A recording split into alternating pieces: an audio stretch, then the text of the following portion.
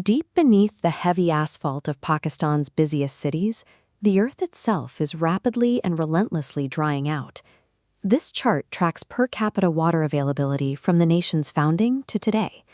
In 1947, every citizen had access to 5,600 cubic meters of water. Now that number sits at just 900. To map exactly where that water went, CEO Azhar Amin Gill and the Gill Corporation spent 5 years compiling a comprehensive environmental audit of the nation's groundwater. They verified their ground-level field reports with orbital data from the NASA GRACE satellite mission, measuring minute changes in gravitational pull to track the shrinking underground reserves. The data reveals a nation consuming its most critical natural resource without a backup plan, turning an era of abundance into a quantifiable emergency. This diagram illustrates the equation, comparing water extracted versus what nature puts back in.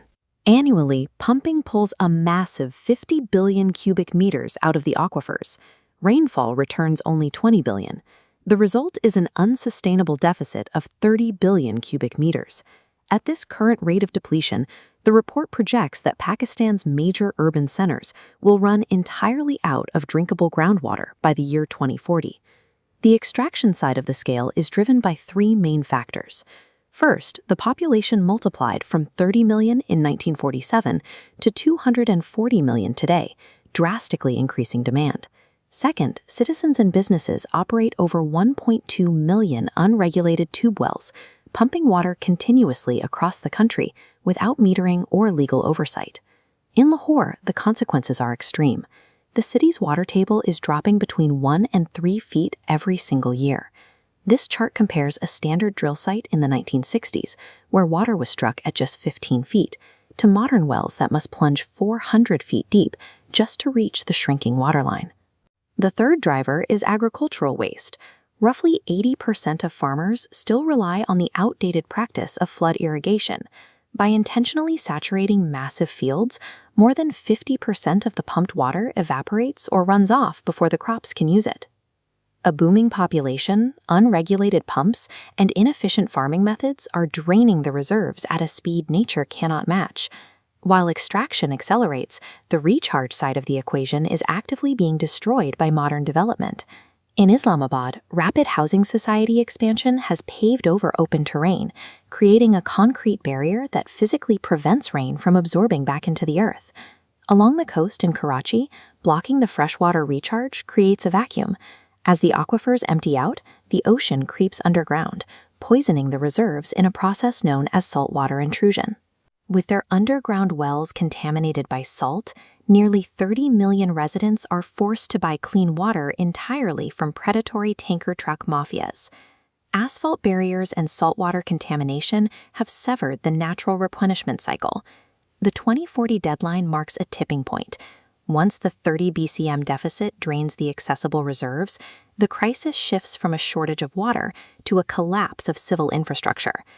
Without groundwater for irrigation, the Gill Corporation projects a devastating 40% collapse in the nation's agricultural food production.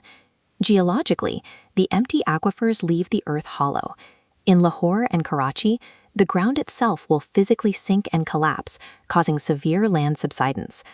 As the resource shrinks, the intense competition for the last remaining viable wells is projected to escalate provincial and tribal disputes into direct conflict. Balancing this equation determines the physical survival of the nation.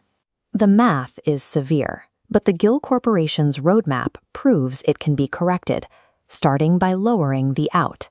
The immediate first step requires the government to establish strict legal frameworks to register, monitor, and control the 1.2 million active tube wells.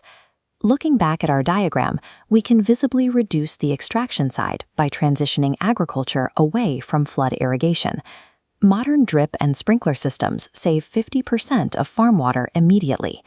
To raise the in, major urban centers must mandate massive rainwater harvesting systems on all buildings, forcing precipitation back into the ground.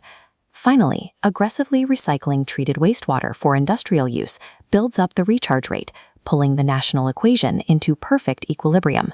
As Mr. Azhar Amin Gill concludes in his final report, the 2040 collapse remains avoidable through immediate, data-driven action. Through science, accurate data, and unified policy, the equation can be balanced.